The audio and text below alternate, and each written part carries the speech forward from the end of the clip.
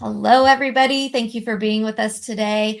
I am AJ Locascio, the founder and executive director at Umbrella ND, and I am super excited for this conversation today. Before we get started, I would like to give a visual description. I am a white woman, and I am wearing large nerdy glasses. I have my gray and black hair up in a bun. I have a thick metal kind of necklace, and I am wearing a gray and black sweater, sitting in a gaming chair, and behind me is a brown woven screen. Again, thank you so much for being here with us today. This topic, neurodivergence and menopause, is so important, and it's not discussed enough. And we had people asking about that and wanting to have this conversation. So I am so excited to bring in Gwen, who will introduce herself, because she's going to be talking about this super important topic today. I will go ahead and put some resources in for everybody as well, while Gwen is going over her presentation. So watch the comments for that, because that's something you get to take away with you today. Hi, Gwen. Thank you so much for being here. Oh, I'm so happy to join you and happy to talk about a very important topic. So for those of you who are visually challenged, let me just give you a visual description of myself. I'm a white woman. I do wear nerdy glasses too. I have blondish brown hair. I'm wearing a shirt dress with a scarf, colorful scarf, and I'm sitting in my office in front of bookcases, which partially have books and partially have things that are meaningful to me, just because I like having that to support me behind me when I'm on screen. So I do all my work on screen. So it's nice to be present with you today, no matter where you're joining us from. So I am a psychotherapist. I have been in the field for 40 plus years, and I love it. I have never been tempted to change fields. Other than the days that sometimes I get so frustrated, I just want to go flip burgers at McDonald's. But every job has its frustrations, and that's just the way it goes. So, but I specialize in trauma, and I specialize also in helping people change behaviors. I am a mind-body medicine practitioner. I run I'm the chair of the Greater Houston Healing Collaborative, in addition to running my own practice and nonprofit. And then I also work for the Center for Mind-Body Medicine out of Washington, D.C., teaching mind-body medicine skills, some of which we're going to incorporate into the work we're doing today. So, yeah, you want me to get started with my PowerPoint? Yeah, that's great. I will go off screen. Of course, I'm here in the background as you need. And then everybody, I'll come back on at the end, and we will have time for a Q&A. So please drop your questions in there. If you're joining us later, feel free to message us and get us questions. We'll have all of that information for you, so that you can do that. We're so glad to have you here today, Gwen. I am excited to hear what you have to say. Yeah, great. And always feel free to reach out to me. I answer all my emails. So let me share my screen, which give me just a second, and I will get to the, that is not what I want to share. Okay.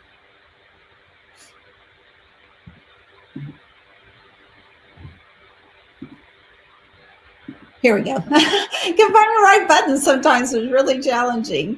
I see you there. Okay, let me start from the beginning. Oh, there it is.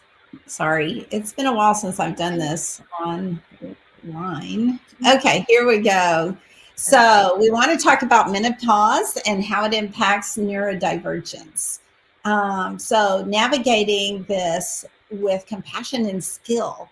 Okay, a lot of times we don't pay attention to ourselves, and we're going to spend some time talking about why that's important and how you can do it. So this conversation matters for a lot of people, especially those of us who are getting older. So as AJ discussed, menopause and neurodivergence are not discussed often enough in the healthcare field. And it's very important that we pay attention to it because a lot of changes happen as we grow older, and this is one of many. Women oftentimes feel unseen during this stage. I just had a conversation with someone yesterday that they went to their doctor and was complaining about chest pain. And the doctor's like, oh, it's just menopause. And I hear that so often. Your weight gain, it's just menopause. Your changes in cholesterol, it's just menopause. It's just, and you hear that, but no one offers you tools to either understand or accept, or tools to make it different if it's impacting you in a unhealthy way or keeping you from functioning at the level that you want to function. So we're going to explore a little bit about what's happening in the brain and the body and give you some tools that will help. They're not going to cure all your problems. Just let you know that ahead of time. I am not a miracle worker, at least not here. But I can help you learn some tools, give you lots of tools that you can choose from and see what works for you. So there is an overlap between neurodivergence and menopause. So most of you know what neurodivergence includes, which is ADHD, autism, sensory processing differences, dyslexia, etc. There's a lot of things that show up under neurodivergent. And of course, autism is on a spectrum. Some people have a significant impact in their life. Other people have minor impacts, but they're noticeable. And so it's important to understand how you fit under this umbrella. Menopause amplifies a lot of traits that people with neurodivergency already have. As in, it's difficult to make good decisions sometimes, the emotional intensity increases, and our sensitivity to sound and light and a few other things can be challenging. I notice now for myself, it's very hard for me to take loud noises at all. And when I am around loud noises, I wear earplugs a lot. So put that in your toolkit. I don't have it on the screen, but those little foam earplugs are amazing. So it's not a breakdown. Your brain is not falling apart. Although it may feel that way sometimes, it's really not falling apart. It's the brain asking for new support, new, different skills. So we want to identify what different skills are going to work for you. So let's talk a little bit about what's going on in the brain. So, I know quite a bit about the brain, mostly related to trauma and the stress response, since that's my specialty. But I also am well aware of how estrogen plays an important role in supporting your dopamine and serotonin. And if you don't know what those are, dopamine, serotonin, and norepinephrine are the three primary neurotransmitters that support your mood. So they're key for our focus and our mood, as well as our regulation, and not just emotional regulation, but also our behavioral regulation. So when estrogen starts declining, we tend to get a little more impulsive behaviorally, maybe do some things that we hadn't done before. For some people, that's really good. It gets them outside of their comfort zone. For other people, it becomes a problem. Declining estrogen disrupts our neurotransmitter balance. And when our dopamine, serotonin, norepinephrine get off balance, we have changes in mood. We might find that we are more irritable. We can get easily overwhelmed. And the biggest complaint I get from people who are going through menopause and noticing that things are changing is brain fog. Now, just so you know, I'm going to make a little disclaimer here. Not all brain fog is due to declining estrogen or neurodivergency. People get brain fog for a lot of reasons, including some of the things that they eat, not getting enough sleep, not taking care of themselves, etc. So neurodivergent brains rely heavily on the systems that are continually operating throughout the body. And it goes back to mentally and emotionally, you rely heavily on structure and routine. So does your body and brain, okay? And everybody's brain does better with routine, but people who are neurodivergent or women in menopause also do much better with routine. So when that routine is shifted, the impact is magnified and it makes it more challenging. So some of the common experiences that people have is their increased sensory sensitivity, as in loud noises are more irritating. Perhaps traffic is more annoying. Touch, the importance of maybe the type of fabrics you wear. I know I've changed to wearing almost all natural fabrics because I've gotten to where I can't stand synthetic things. Didn't like them originally, but for a while I wore them, and now I'm back to buying linen and cotton and ironing to death. But I don't mind ironing. It's a very mindful experience for me. So emotional volatility and anxiety can also be a big issue, in that things that would normally roll off your back, you get attached to them and you become more insistent and more obsessed with an idea and latching on to things. Your anxiety rises. And remember, a lot of this happens because your dopamine, norepinephrine, and especially your serotonin are getting off kilter because they're not getting as much estrogen. That's why it's really common for people in their late 50s and early 60s, especially women, to start taking antidepressants because they are noticing so much of this and it's really impacting their functioning in life. So we mentioned brain fog, disorganization, fatigue. That happens a lot. I joke that my alarm used to go off at 10 or 11 o'clock at night, telling me it was time to go to bed. Now it goes off at 7. We call it PJ time. I go ahead and get my PJs on pretty early in the night. I don't go to bed at that time, but yeah, we just start getting fatigued much easier. And then oftentimes we feel unmoored, and that's related to the mooring of a boat attached to a dock. So you feel like you're just lost in space and drifting, and you feel different than you used to. You may not feel as driven, not as focused, not on target. And that's really, really common. Menopause is not the only thing that causes some of these things, but we definitely see these experiences as people hit menopause. So there is a window of tolerance where we can tolerate a certain amount of things, and then we get hyper aroused, or we get hypo aroused, as in we just shut down. And our goal is to expand that window through regular practices. Okay, so let me give you a little science and brain information around hyperarousal and hypoarousal. So hyperarousal comes when your amygdala fires off. So you go through a stress response, and not all stress is induced by an event. Sometimes we increase our stress just by the things that we say to ourselves or the perceptions we create around situations or interactions with other people. So hyperarousal or activates the amygdala. Your amygdala is pumping out cortisol and adrenaline throughout the body because it thinks it's time to fight or flee. And that's all part of the sympathetic nervous system. So if you remember science when you're going through high school, sympathetic nervous system activates us and gets us moving. It's like putting the gas pedal on. Hypoarousal is the parasympathetic system coming in to calm us down and to slow us down.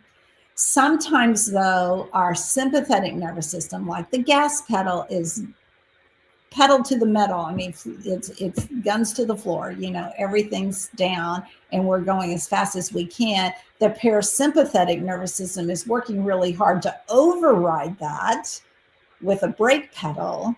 And then sometimes that can get stuck. And that's where we see that shutdown, that fatigue, that isolation and disconnection from people. And that happens pretty easily for people who have a lot of stressors in their life, because oftentimes our fire alarm, that amygdala, I call it the fire alarm of the brain, it will go from a 5-alarm fire and it might slow down to about a 3-alarm fire, but it may not ever go back to 0. because we just stay hyper focused and hyper aroused or hyper vigilant as to when there might be another threat to ourselves, to how we feel about ourselves, and how we expect other people to interact with us. So what we want to do is to be able to expand this window between tolerating stressors and then pulling it back down so we don't get stuck into what we call parasympathetic overdrive. So understanding stress and emotional regulation is really important, and there's some very good skills that we can use to practice this. So when we're in menopause, especially when you're divergent, we have heightened stress reactivity. And I can tell you, you don't have to be neurodivergent to have heightened stress reactivity during menopause, but just think about it being more amplified than you already have. There's so many movies and plays and songs about menopausal women being so teary-eyed and irritable. I think the world has noticed that as we get older, we become more easily activated emotionally. And that's because the entire nervous system is easily activated, just like I explained about the sympathetic and parasympathetic drives in our nervous system. Regulation means we are going to retrain the body to feel safe again. Okay, there's some great tools on how to do that. I'm going to share some of those with you today, and then maybe you can learn which ones are more effective for you and practice those. So here are some skills. One of them is called coherent breathing, and it's taking 5 to 6 breaths per minute. You could even slow that down even more. And I like to count where I count in about 6 breaths. 6 counts on the in breath, pause for 1 count, and then exhale 8 counts. And when you do that, that's about 15 seconds. And you get about 4 breaths per minute. You can do it a little bit faster, but that's my favorite way of doing that. Another way that I have seen people do breath work is the box breathing, where you breathe in for 4 seconds, hold for 4 seconds, breathe out for 4 seconds, and hold for 4 seconds. And you can visualize each side of a box with each one of those steps. So breathing in, up one side of the box, holding the top part of the box, breathing out the other side of the box, and holding being the bottom part of the box.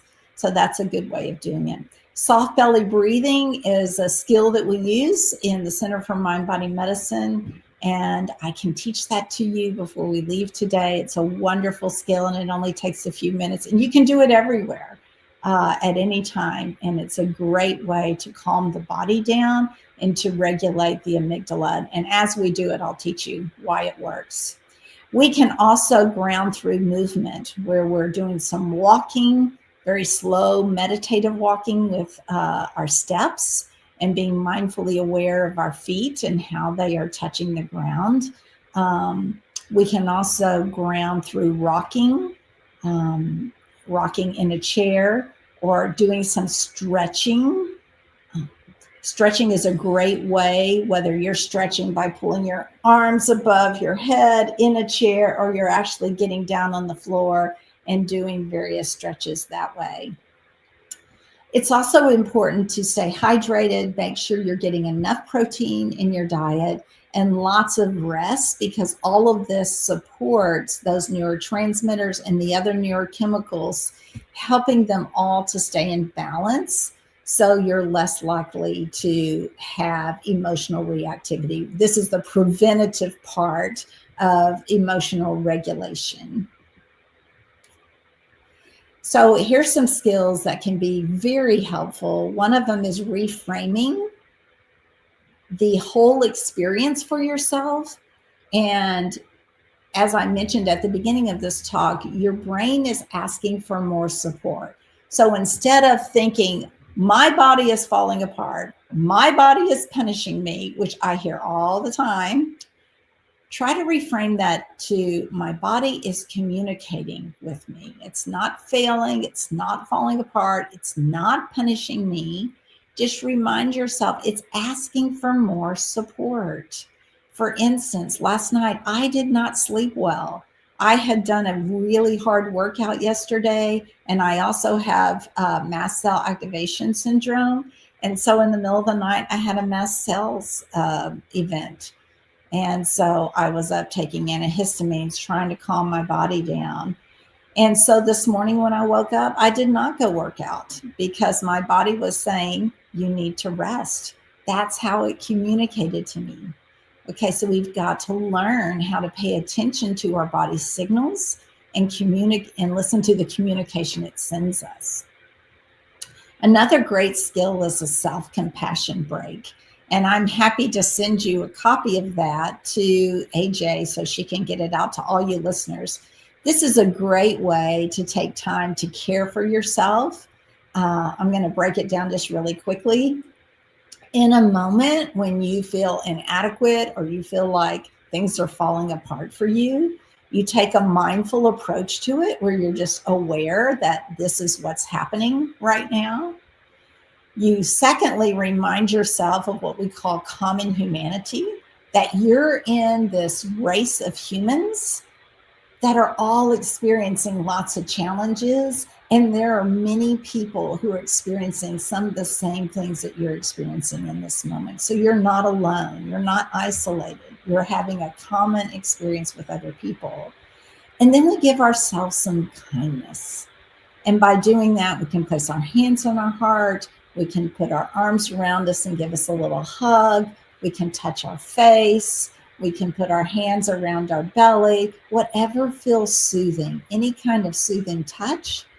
And then offer yourself some soothing words, something along the lines of, it's going to be okay. I am fine in this moment. May I know that I am loved. May I accept myself just as I am. Anything that you feel like you need to hear. And like I said, I have a handout on this. I'm happy to share it with you guys. You can also use what we call a microstructure, which are lists, alarms, and reminders that are going to help support your focus, okay? So there are some things in your environment that you can do to make things better for yourself too. So reduce that sensory overload. And a lot of people have already done that. Lowered lights, minimized noise, etc. Like I mentioned earlier, a lot of times, especially when I go to church or to loud restaurants, I'll wear earplugs in my ears so that the noise doesn't overwhelm me, because that will get me very antsy pretty quick. Simplify your surroundings and your commitments. Stop trying to be Superwoman or Superman. You know, do what you can do, simplify, narrow down, and put your focus into a few things. And you can simplify your surroundings as well. Also, create a little retreat space in your home. So maybe a corner of a bedroom or a living area where when you need to go off and have some calm time, that's where you go. And then we wrote in here, connection regulates. I know that's something that's harder for people who might be autistic, but finding some sort of supportive community. And it could just be one person. It doesn't have to be an entire group. And it doesn't have to be in person. It could also be online. People can still connect online. But having someone that you can say, this is a person who loves me, cares about me, and wants the best for me. So here's some more skills in reframing the stage of life that we're in. I love the idea of invitation. It's inviting you to integrate all these new skills into your life and integrate yourself into a new phase of your life. Not so much you're declining and falling apart. Okay, like I mentioned, I know it feels that way, but you're really not. So many women find greater authenticity and self-understanding after menopause because of this invitation. The invitation to explore life from a different perspective, to look at your life with new glasses on, to see life through new eyes. And oftentimes they get involved in spiritual pursuits that they had not encountered before. And they may get involved in creative pursuits like art and dance that they were not doing. Also, honor your neurodivergence as part of your brilliance. Difference does not mean that you are disordered or that you are problematic. Let's embrace the difference and recognize it, that adds to the color of the tapestry of your life. So I like to use what I call the one kind thing framework. And KIND is an acronym for knowing the target. So picking one thing that you're going to work on. Let's say you're going to work on reframing your mind for the next 2 or 3 weeks. So you're going to pick one thing that you're going to work on. And then you're going to identify one thing you can do each day. So if you're working on reframing how you see menopause and aging, what's one thing you can do today to help with that? And then you repeat this over and over until you're ready to choose a different thing. Okay. And then you nurture yourself in your commitment to this. And nurturing yourself can be done verbally or physically, but you're inviting yourself to stay committed to practicing this one thing every single day. And then each day you delight in your success and you celebrate it, like high five me or way to go. I'm so happy for you. Yay, you did it. Whatever you need to do to celebrate, but make sure you're celebrating. Your brain likes positive reinforcement and celebration. And each time you do it, it starts creating neural pathways to encourage those behaviors in your life so it will receive that goodness again. So we want to capitalize on that pattern. So some tools that you can take away. First of all, you have a handout that I have put in the comments. There's a link to it on my Google Drive. You just click on it. You should be able to view it, download it, and it works sort of like a memory trigger for all that we've talked about today, and also gives you some places where you can write and come up with some ideas. So try to find one tool that you can use that is based in your body. So it could be meditation, breath work, it could be walking, it could be trying a new exercise, or maybe doing some gentle stretching each day, qigong, restorative yoga, or you might like to do regular yoga. Just find one body-based tool.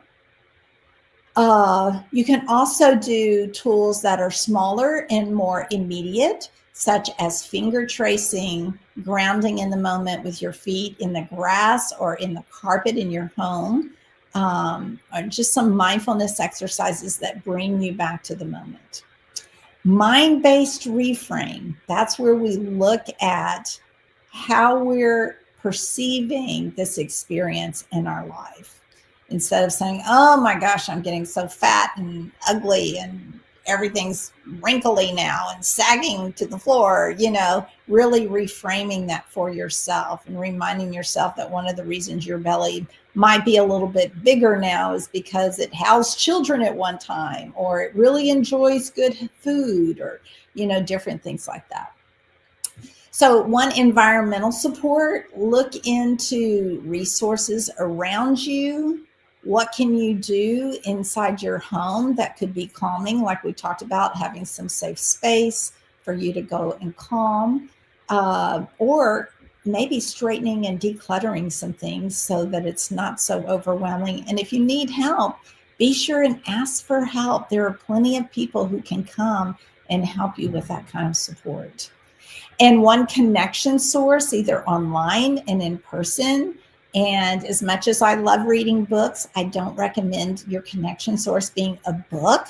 Try to make it a real person. Okay. And then spiritual source I put in there. And what I mean by spiritual is not necessarily just thinking about your faith practice, but also spiritual as in getting out in nature and communing with nature in its essence, or perhaps exploring your own creativity through art and different things like that. Especially if you've never done this before, this is a great time to start exploring those things.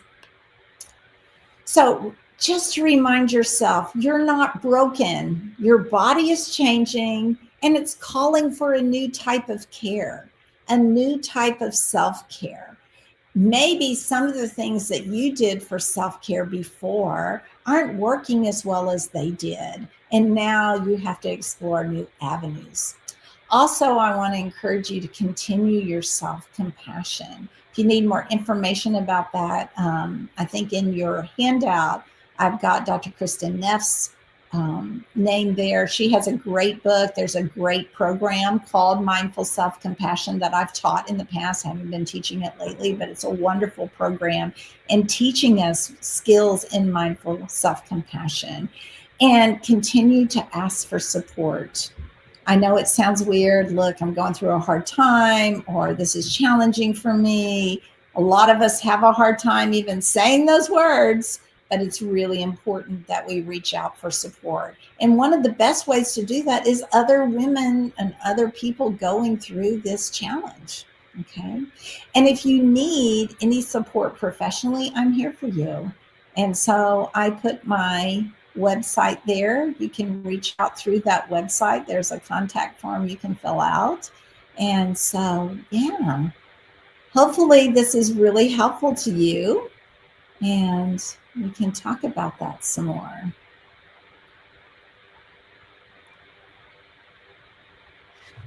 Amazing. I started listing out those different practices that I do. Like some people like to tease me because I love to vacuum.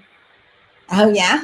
And I will get that vacuum cleaner out and I will just go and I can go from being really frustrated to feeling calm. Yeah. Yeah. Or at least as calm as I feel. Mine's toilets. If I'm cleaning toilets in the house, somebody has pissed me off. Yes. I've actually, my husband and I we talk a lot. He is definitely one of my connections and somebody who I really trust to support me. He's quite a bit younger than I am. So, I talk to him about, I'm getting older and my body's doing this and that. And he's a nurse, so he understands to a point. But I even told him, I said, look, if there's something that I'm complaining about needing to clean, but I'm not doing it, I'm like, just engage me in a little argument, just a little one, and I'll get mad and I'll go clean that thing. That's funny. Yeah, I call it rage cleaning, and it really does work. Yeah. Well, it's funny you mentioned your husband and talking to him about that, because I think a lot of people, and honestly, I just had a man in my practice yesterday say, my wife has gone through menopause and I have no clue what to do. And because they don't know, like, it's not the same kind of experience. So it's important, though, to be open to conversation. Okay. Listen to the woman going through menopause. Listen to what she's doing. Ask how you can be supportive. Ask what is helpful. Don't assume that what you think is going to be helpful is going to be helpful. So many men make that mistake, right? It's so true. And of course, they're just trying to help us. They don't like to see us frustrated and angry and upset and miserable. But have those conversations when everything is good. Yes. Right? Don't wait to have that conversation until frustration is at its maximum. So at some point, be like, hey, could we sit down and maybe just talk about some ways that I can help you? And let's do that when everything's calm and good, and making a list. It really does help. Yeah. I think one of the biggest challenges, and I'm not going to put you on the spot and ask if you experience this, but one of the biggest challenges that couples have is with sex, is because sex drive lowers. We could do a whole talk on that. But hey, I'm a board certified sexologist. Oh, wow. Absolutely could have a whole conversation on that. Yeah. And what I have to remind people all the time is that sex is not the only way you can bond and find intimacy in your life. It may be the easier way we did for so long because it was just so natural and came easy and stuff like that. but there are so many other ways to enjoy intimacy in your life and not be attached to it all has to be sexual. So yeah, let's be sure and leave 5 minutes for me to teach the soft belly breathing. Okay. Oh yeah, you want to go ahead and do that now?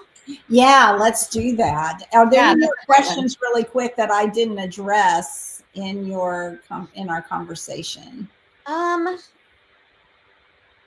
I think the explaining to loved ones is a really big one. So thank you for bringing that up.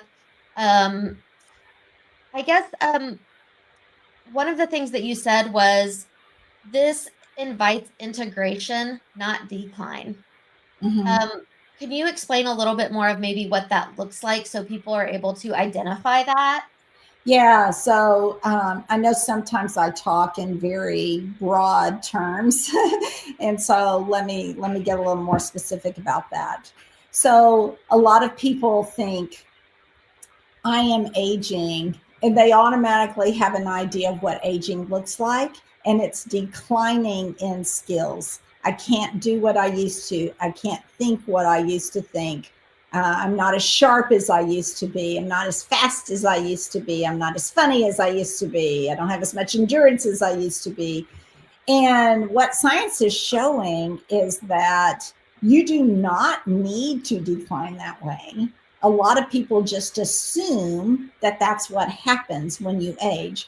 Well, it probably does if you get to the age of 85 and 90, but at 60 and 55 and 65, that doesn't have to be the case. So we need to shift our thoughts around that and say, what can I integrate into my life that is going to help me not decline? So, for instance, I was an avid cyclist for a long period of time. I loved riding bikes. My husband and I met that way, and we rode bikes for many years. I cannot do that as much anymore. So I've chosen a different type of exercise that I continue on into my aging. So we do more weightlifting and we do more walking together. That's another one of our bonding ways, is to go for walks at night. And then I do aerial silks, which is a little outside of the box for some people, but I enjoy it. And I'm not awesome at it, but it's a real challenge, not just for my brain, or not just for my body, but for my brain. So there are different things that you can integrate into your life, different ways of keeping yourself mentally stimulated after you retire from your job, etc. Okay, so you're integrating new life skills. Love that. And yeah, that changing of physical activities. Last year, at this time last year, I was in a wheelchair because I had broken my left foot and ankle and had surgery. And about 3 weeks after I did that, I broke my right knee because I fell using my crutches. And Oh my so goodness. yeah, I was in a wheelchair, and coming out of that, I've had to relearn my body, and I not bouncing back as quickly as I had before, and that was really frustrating me. So I had to look at, okay, what are some ways? I also have a chronic airway condition. So what are some ways that I can move my body and integrate new physical activities to help my body support me? Because that's Right, really what it's doing. right, exactly. And again, asking my husband, like, "Hey, I really would like to go to the gym, and I would like you to go with me. Is this something that we can do together? Maybe 30 or 40 minutes of that instead of playing a video game or watching TV together, because we do those things together." But and of course, yeah, okay. So yeah, that is great. I love that. Let's see. I know that this may be a trick question that honestly can't be answered, but say there's someone who is watching right now and or listening right now, and they are like, I'm completely overwhelmed. I can't do the breathing. I I am just so frustrated. And if somebody tells me to breathe one more time, I'm going to throat punch them. What is maybe one thing that they could do that will help them begin regulating? Okay, yeah. Your number one self-care habit is sleep. The brain does not operate well when you have not slept. So whatever you have to do that's legal and healthy to sleep, then do that. Okay. So focus first on how do I optimize my sleep? And so if that has to be the one thing that you work on for 2 to 4 weeks, how do I optimize my sleep? Lower the lights, get off all electronics an hour before bedtime, maybe take a nice warm bath in Epsom salt before you go to bed, drink some calming tea, whatever you need to do. Take some melatonin. I don't know. It's different for everybody. Give yourself permission to take naps if you're yes, if you're autistic, and sleep regulation, just I really, really, really struggle with that. I've worked with my neurologist. I have migraine. So all of this really compounds migraine, and migraine compounds it. right. And I've worked with my neurologist to help get on the best sleep that I can get. Yes. So keep working on that. It took me about 2 years to really dial that in, trying various things. And so you just keep working. Okay. But another thing that would help would be doing the soft belly breathing before you go to bed. So Yes. let's go ahead and teach that, and we'll wrap it up with that, because I think love it's a lovely way to finish. Perfect. So if you'll join me, let's all just get very comfortable, putting your legs on the floor if you can. If you're sitting on the couch with your legs crossed, don't go all the way out to get uncomfortable in a different chair. Just don't worry about your position. Just lower your eyes, close your eyes, as I'm doing right now. And it is best if your spine is kind of straight so you can breathe pretty well. I just want you to start by breathing in through your nose and out through your mouth. This is a form of breathing that's very relaxation inducing. So breathing in through the nose, out through the mouth.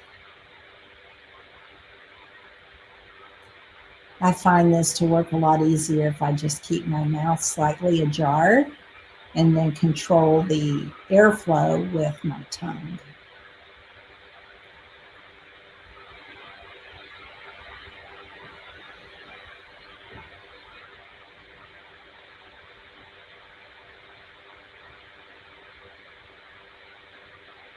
And as you continue to breathe in through the nose and out through your mouth, just allowing the muscles in your belly to become very soft. Just relaxing them. And as you do that, that expands the capacity of your lungs where they can take in more air.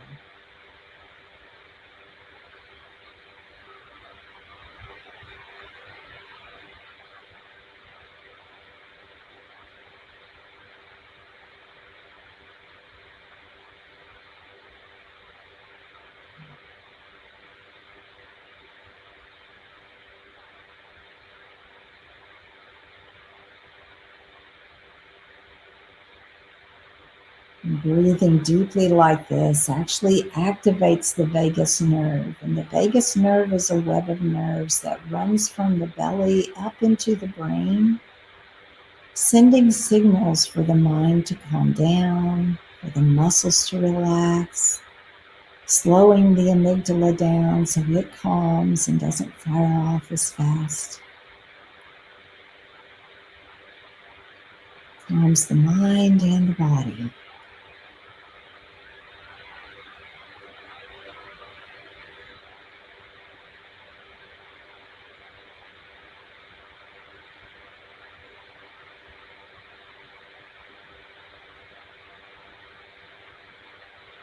Thoughts will come into your mind as you breathe.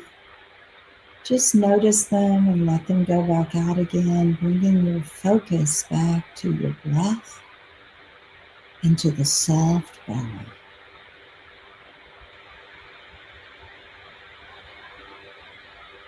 You might even want to say the word soft to yourself with each inhale, and belly with each exhale, just to keep your mind focused a little bit more.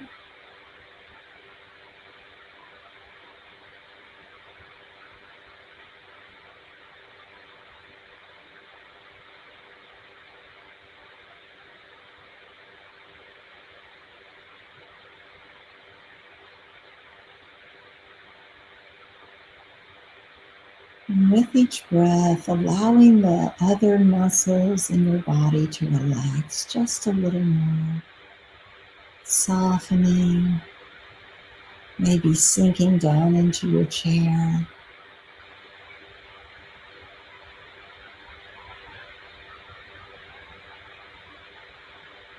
Allowing yourself to be more present with the breath. Just be more present in general.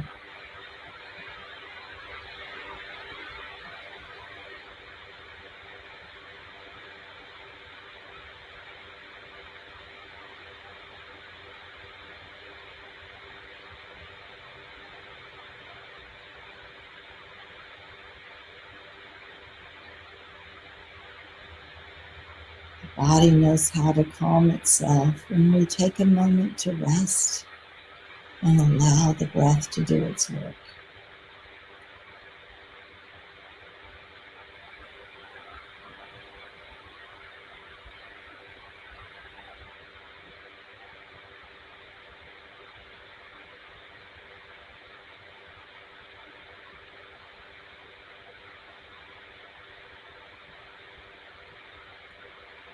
And taking a couple of more breaths in and releasing.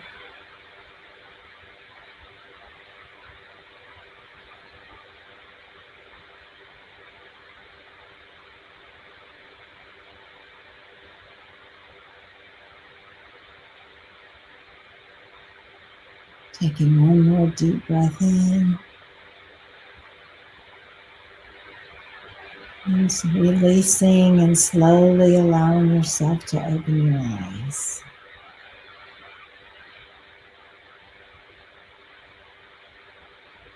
Awesome.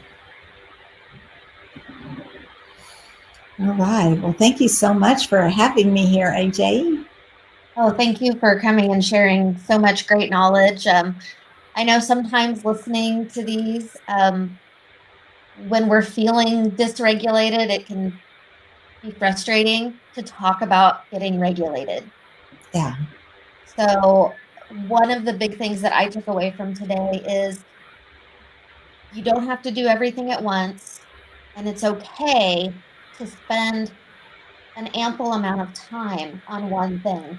You said Right. it took you about 2 years to get your sleep regulated. Mhm. So it's okay. It's okay. There's nothing wrong with you if it takes time to integrate some of these practices, the ones that you want to do. When you want to integrate them, it's okay to take the time to do that and to ask for support in doing so. Right. Right. And just shift Awesome. gears if it's not working. Try something different. Yeah. Yeah, absolutely. Awesome. Well, thank you so much. That breathing was great for me there at the end. I'll get to relax a little bit before getting back into my day. And when I do get back into it, I'll be reinvigorated.